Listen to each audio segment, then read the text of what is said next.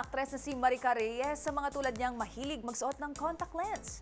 Ang aktres kasi, 3 araw halos nawala ng paningin matapos ang maling paggamit nito. Mga detalye tutukan sa aking showbiz report. Dahil sa maling pagsusuot ng contact lens, 3 araw halos walang paningin ang aktres na si Maricar Reyes. Ito ang revelation ng aktres sa kanyang latest post kung saan inamin itong lumalagpas sa 8 oras ang kanyang pagsusuot ng contacts at kung minsan pa raw ay expired na ang kanyang nagagamit.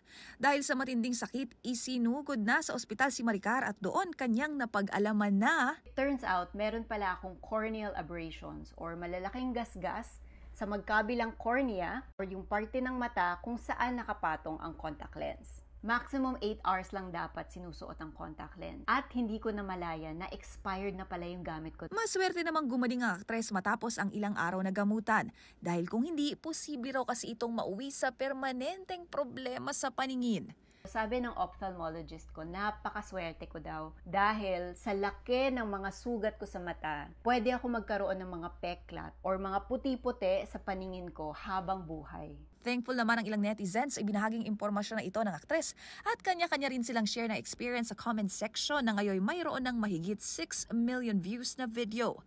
Ang naturang karanasan magsisilbihan niyang lesson kay Maricar.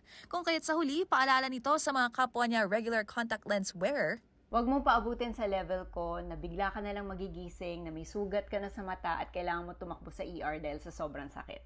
Magpatingin at magpa-advise sa ophthalmologist para maalagaan ng tama ang mga mata mo.